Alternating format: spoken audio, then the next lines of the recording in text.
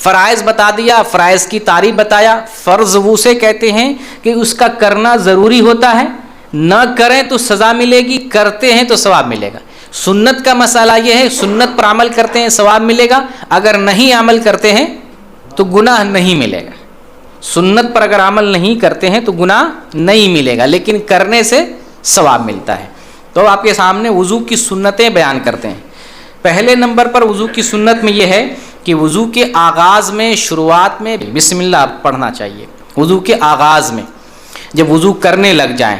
اب اس میں اختلاف کرتے ہیں اہل علم. بعض اہل علم کہتے ہیں کہ بسم اللہ پڑھنا واجب ہے، فرائض میں سے ہے، واجب میں سے، اور بعض اہل علم کہتے ہیں کہ یہ صرف سنت اور مستحب ہے.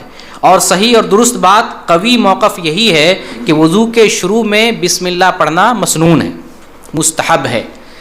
اگر کوئی آدمی بسم اللہ بھول جاتا ہے تو اس کا وضو درست مانا جائے گا، اور اگر وضو کرتے ہوئے درمیان میں یاد آ جائے تو بسم اللہ پڑھ لے، یا وضو کرنے کے بعد یاد آیا کہ بسم اللہ اس نے نہیں پڑھا تھا تو اس کا وضو درست ہوگا.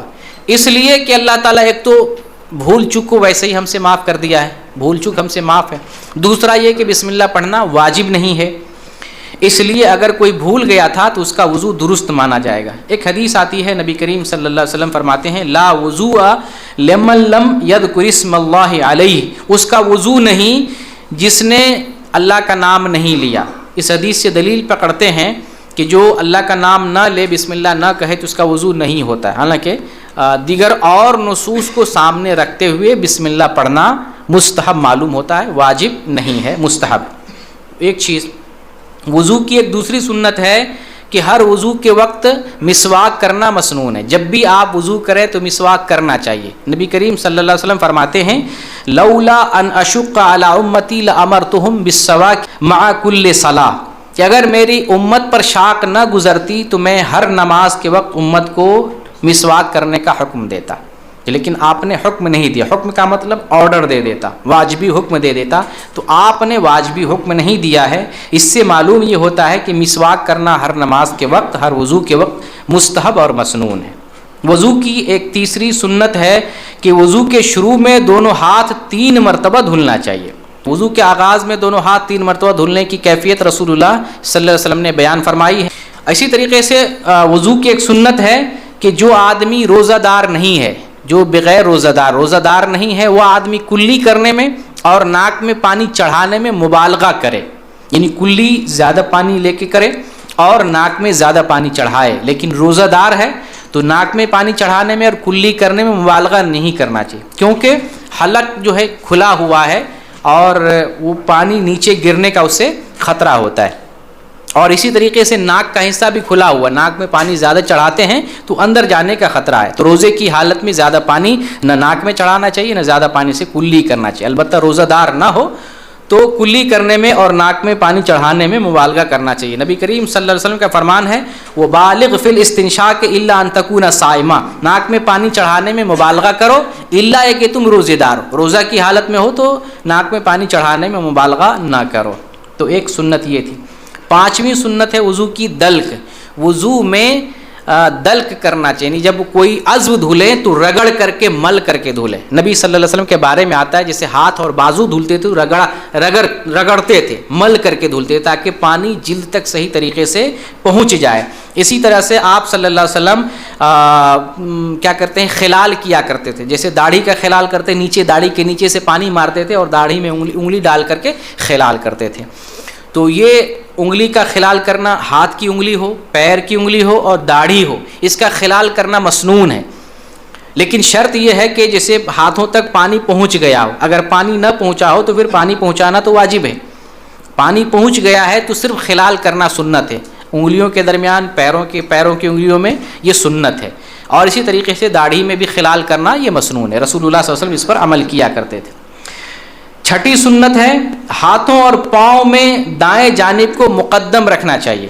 ہاتھ اور پیر کو دھلنے میں دائیں جانب کو مقدم رکھنا چاہیے. یعنی جب ہاتھ دھلیں تو دایاں ہاتھ دھلیں پہلے، پھر بایاں ہاتھ دھلیں. پیر دھلیں تو پہلے دایاں پیر دھلیں، پھر اس کے بعد بایاں پیر دھلیں.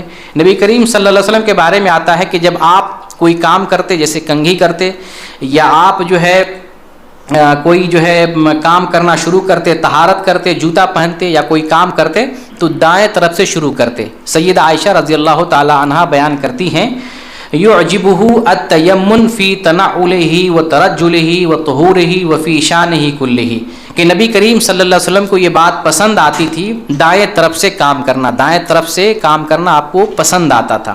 کس چیز میں؟ تنعلہ، جوتا پہننے میں، کنگھا کرنے میں، پاکیزگی حاصل کرنے میں، طہارت میں اور ہر کام میں۔ یہ صحیح بخاری کی حدیث ہے 168 نمبر کی۔ لیکن جب آپ نجاست زائل کریں گے، نجاست کو دھلیں گے، اس وقت بائیں ہاتھ کا استعمال کرنا ہے۔ نجاست کو دھلنے کے لیے، نجاست صاف کرنے کے لیے بائیں ہاتھ کا استعمال کرنا ہے۔ شرف کا جو کام ہے، شرف کا اور عزت والا بہترین اور اچھا کام جو ہے دائیں سے کریں گے، اور اگر نجاست اور گندگی والا کام ہو تو بائیں ہاتھ سے کریں گے۔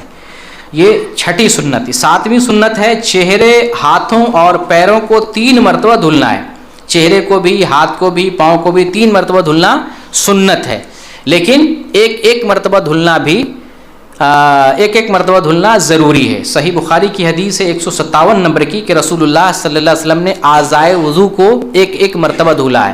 تو ایک مرتبہ بھی دھلنا ثابت ہے، 2 مرتبہ بھی دھلنا ثابت ہے، اور 3 مرتبہ بھی دھلنا ثابت ہے۔ وضو کی ایک سنت ہے کہ جب ہم وضو کر لیں تو وضو کے بعد وضو کی دعا پڑھیں، یہ پڑھنا مسنون ہے۔ اور وضو کی دعا کیا ہے؟ اشہد اللہ الہ الا اللہ وحدہ لا شریک لہ واشہد ان محمدا عبدہ ورسولہ، یہ صحیح مسلم کی حدیث ہے۔ نبی صلی اللہ علیہ وسلم فرماتے ہیں کہ جو آدمی وضو کرے، اچھی طرح کامل وضو کرے، اچھی طرح کامل وضو کرے اور یہ دعا پڑھے تو اس کے لیے جنت کے 8 دروازے کھل جاتے ہیں۔ جس دروازے سے داخل ہونا چاہیے آدمی داخل ہو سکتا ہے۔ اور ترمذی کے اندر یہ الفاظ بھی آئے ہیں، اللہم اجعلنی من التوابین واجعلنی من المتطہرین، تو ان دونوں کو ملا کے پڑھیں گے۔ یہ بھی پڑھیں گے اشہد اللہ الہ الا اللہ وحدہ لا شریک لہ واشہد ان محمدن عبدہ ورسولہ، یہ بھی پڑھیں گے۔ اس کے بعد یہ بھی پڑھیں گے اللہم اجعلنی من التوابین واجعلنی من المتطہرین۔ اتنی مکمل دعا پڑھیں گے، یہ مسنون ہے۔ اگر کبھی چھوٹ جائے تو پھر بھی آپ کا وضو درست مانا جائے گا، لیکن پڑھنا چاہیے، اس میں کافی ثواب ہے۔ تو وضو کی سنتیں آپ کے سامنے میں نے بیان کر دی۔